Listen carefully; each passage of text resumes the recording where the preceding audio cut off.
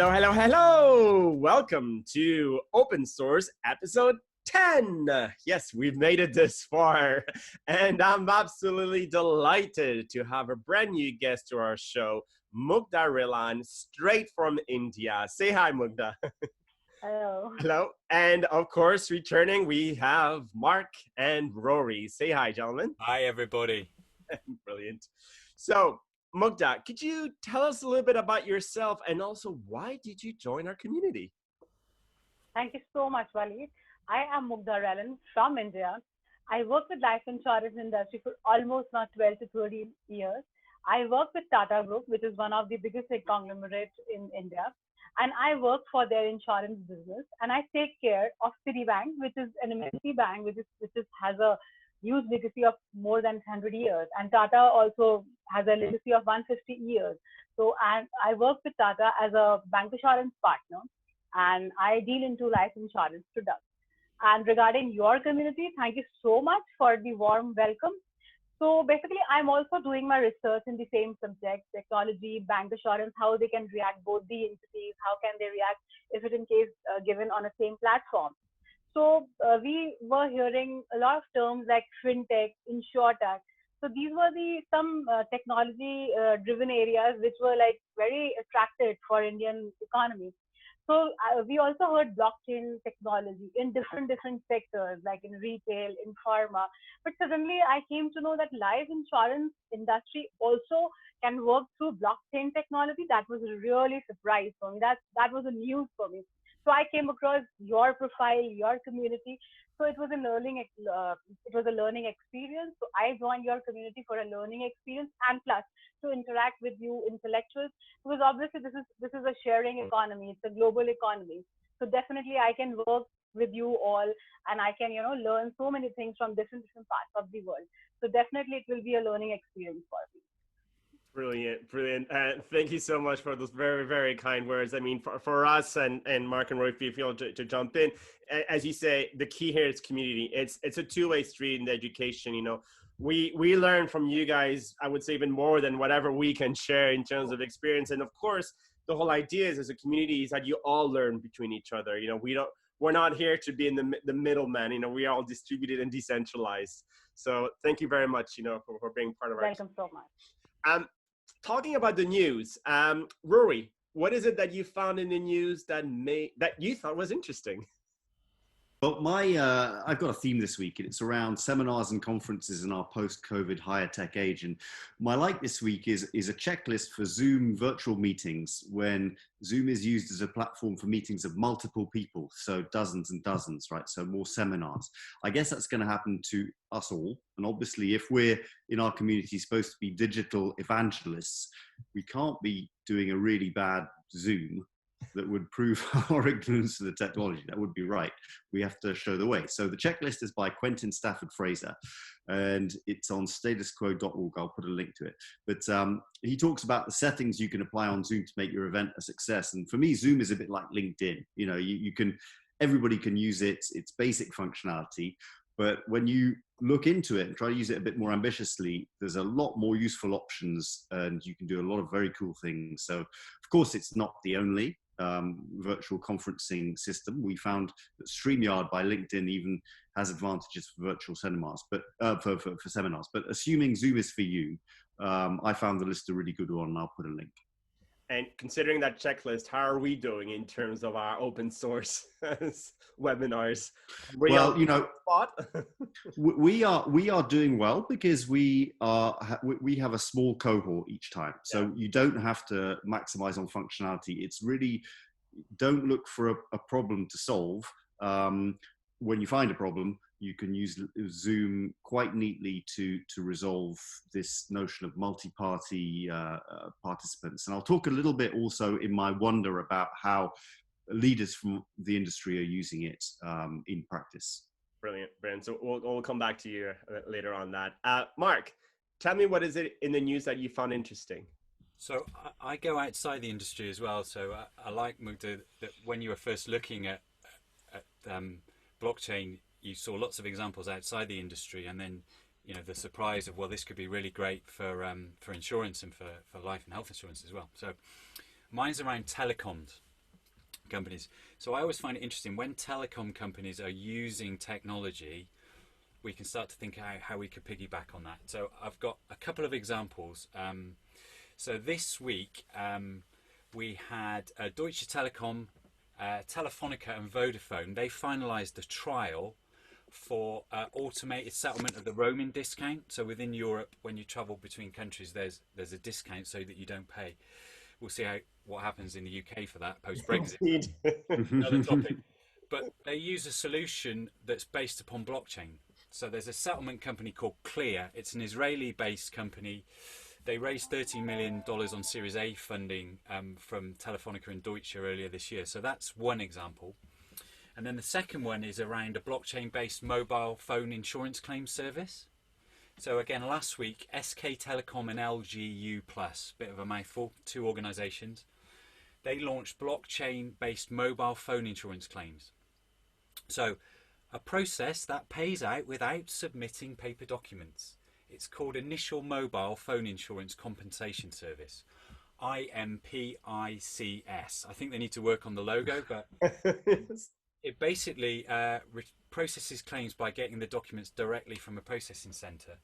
And the advantage in it, reduced payout timelines, for insurers means more trustworthy claims, secured and verified on blockchain immutability. So, and for the customer, it just means you get paid quicker, with less hassle, and the trust is honoured. So it's there. So that will be available on Samsung and LG mobile phone owners. So it will be kind of baked in as well. So I think that's a really helpful one. And we've already seen, payments made on blockchain earlier in the year. There was the Carriers Blockchain Study Group. That's a Taiwan-based organisation. They ran that. And again, the whole idea of being able to use blockchain-enabled mobile for payments. I mean, we've seen what that's done for the unbanked. So I'm really intrigued about how we can bring all that together in the insurance world. Interesting. And moving back to the unbanked, and the mobile phone is so central, to them. So it's going to be interesting, how that plays out. Mugdha, I understand you've got some news from us from India. Love to hear it. Yeah. So basically, if we talk about news, is basically you guys have heard about some pandemic fund or some natural calamity fund in every country. If something happens, so maybe some funds are there, maybe a WHO is supplying, or maybe any country government is funding that fund. But have you ever heard about a digitalization fund? I'm sure this is for the first time you must be hearing about this digitalization fund. So basically, the wonderful news was Google is going to invest approximately $10 billion US. That is about 75,000 crore in INR, and to set up a digitalization fund in India for the next 2-3 years, which will help us to digitalize the economy. So this was the great news, which I wanted to share it with you. The future is too bright, and because not only the health sector, the pharma sector, the retail sector, the IT, every sector is really going great on that technology fund. So this was the news I wanted to share it with you. So Google is very bullish about Indian economy and plus the digitalization, whatever is happening around the world. So we can consider it an opportunity as well. So we are moving. We never ever heard about tele underwriting, video underwriting. So maybe the different countries were using video MER or tele MER, but we are now started for the underwriting purpose. We have started video MER, the medical consultation. The underwriter doctors are calling the clients directly to get the underwriting done, the medical underwriting done. So I will consider this pandemic as an opportunity. Obviously, emotional losses we cannot compensate, but practically we can compensate these practical aspects. This was the news I wanted to share it with you. It's brilliant, no, and it's very interesting. It reminds me of the days when Facebook was, entering. I can't remember if it was the Indian market, but some markets, to provide free internet access.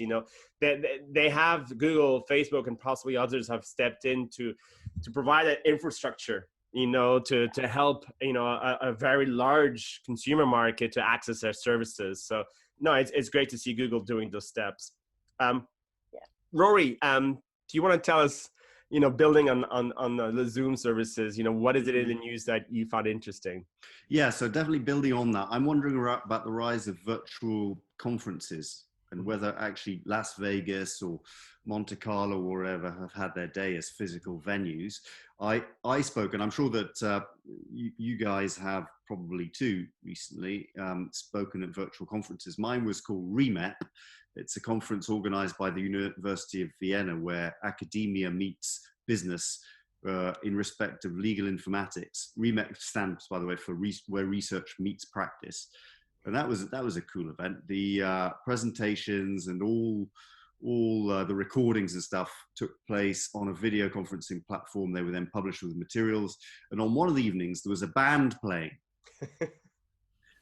and a virtual network where you were asked to bring your own drink, but then there was a sort of waiting system and allocation system where you were paired up with one person after another to have a kind of speed dating to discuss, who are you, to do a little bit what we're doing now, right?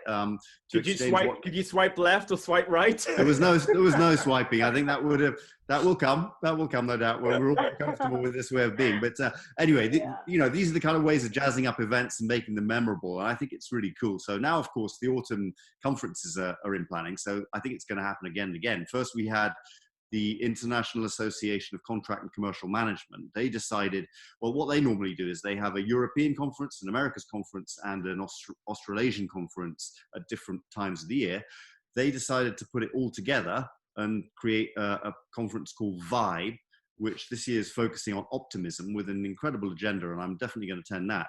And recently announced, I saw, is that the Rendezvous de Monte Carlo, which is the key event for insurance and reinsurance, and for C-suites, it's cancelled, but something takes its place called Reconnect. And I don't know whether it's organized by the same people or whatever, but that's quite cool. We're not giving up. We're basically just doing it in a different way because that meeting place is very important. So let's see how that happens. But I remember when it used to be some of the tech stands at these kinds of events attracted attention. Now, of course, it's hollowed out. It's inside out. It's turned around. The tech is the thing, right? We're meeting in tech. And for me, that's really leadership from the front. In our insurance world, it's like a president or a prime minister wearing a mask and saying or it might not waiting at the last second and saying it might not look cool, but that's how it happens nowadays. So virtual conferences may not have the same live buzz, but I think they can be cool, and I'm wondering about the future of those. I think there's going to be more of them. Yeah, definitely. And I think that it also represents a new opportunity. And when we had Caroline Malcolm, who heads the blockchain practice at the OECD, on our podcast, she explained how it's an annual event they have. They're having it totally virtually this year. But the opportunity that it's open to the public. Before, if you wanted to go to the physical events, you need to be invited or you need to have a ticket of some sort. There, anyone can log in, right? And I think it actually creates this really democratic opportunity for anyone to come in and listen. And I think that's very exciting.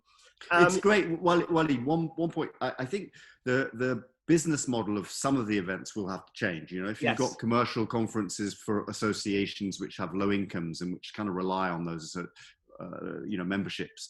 I think there'll be a transition period for things like the Rendezvous de Monte Carlo. Of course, it's a non-paying event, but it's quite exclusive. But as you say, a number of people will go in the MOOC kind of direction or in the global open access kind of direction. So I think it's a new era of conferencing. Yeah, no, great. Thank you very much for that. Mark, tell us what you found in the news that made you wonder. So one of the things. Change of background. Yeah. You didn't tell us explanation from the last background.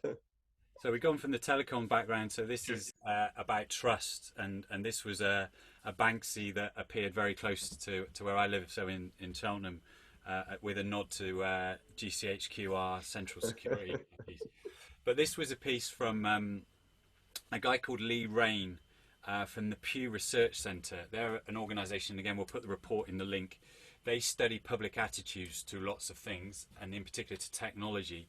They produced over 650 reports, and they've done a recent study around technology and digital innovation, and part of it is around, can blockchain restore the trust in technology? And some of the central pieces around, well, we've had a bit of a tech lash of late, if you call it, around technology being responsible. You know, it's the classic Facebook, we're only a platform, we don't talk about content and other pieces, but ultimately there's a contagion on the technology. I almost think of it as more of a trust lash at the moment, where we live in an environment where people's trust of each other, of institutions, of governments is arguably lower than it's ever been, definitely in the kind of what we loosely term the developed world, a term I don't really like, but the connected world, because let's face it, almost half the population is connected to the internet now. I mean, it's getting crazy, but it's around, can blockchain help us rebuild trust, which I find really interesting because it's almost flipping it. So when we first heard of blockchain, we conflated it with crypto, and then it was about crime and all the other things around it. But we're almost seeing it going full circle now, and blockchain coming back in, and it's almost like it will be the quiet plumbing, the thing that will be the trust scale. And one of the things that Rain found in his study is, in terms of mass adoption, it will be the fact that it will be plumbing. You know, we are often thinking about what's the killer app. Loads of people say to us, don't they? So what's the use case, as if it's singular? And actually, we'll probably get to tipping points that a number of people will be accepting of it. A number of people will be using it in other areas, that it just becomes the given. You know, my analogy is it's a bit like SQL Server and relational databases. They're often sat behind many websites that we use. We don't care what flavor now. They just do a job. So I'm wondering about how that's going to change in terms of trust and how the different technologies. And the last thing in the report that I loved was the experts that they consulted admitted and recognised their limitations on picking technologies to back in the next 10 to 15 years. And if you've ever heard me talk about Philip Tetlock and the Good Judgment Group, they studied experts over 18 years and found experts are worse at predicting the future than us. So I really applaud the humility of those people as well.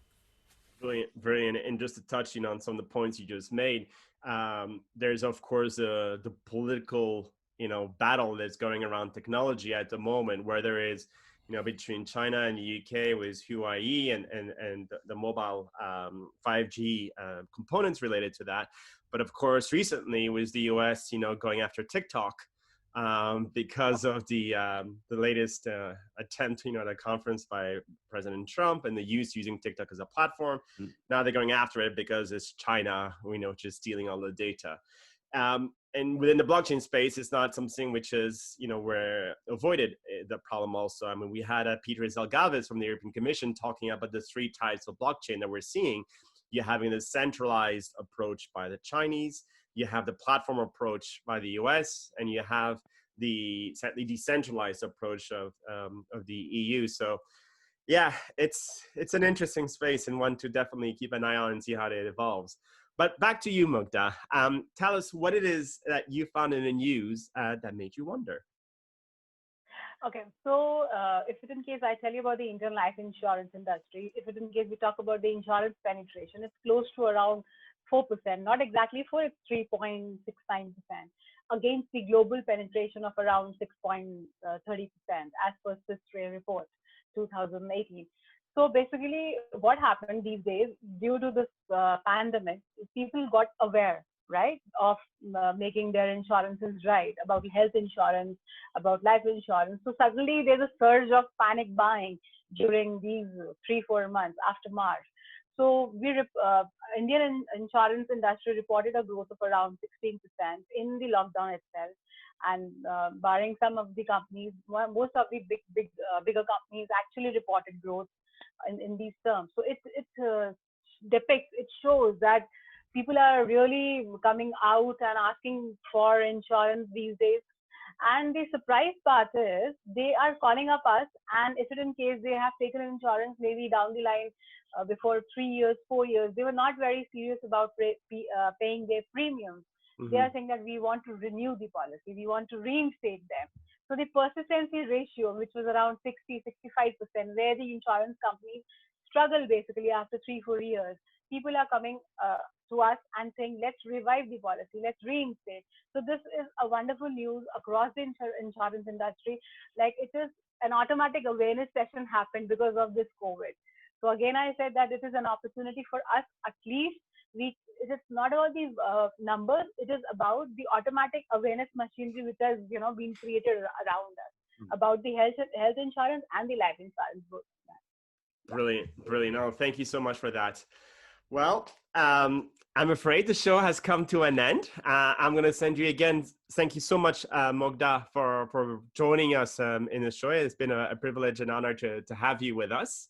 Mark and Rory, what can I say? It's always good to see you guys. Enjoy our chats.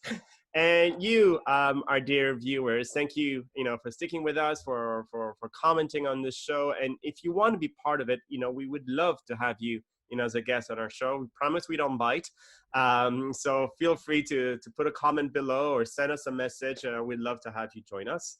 But for now, wishing you all very soon a great weekend. And we look forward to catching up with you next week. Have a great one, folks. Bye-bye. Thanks, Mugdha. Thanks, Mark. Thanks, Wally.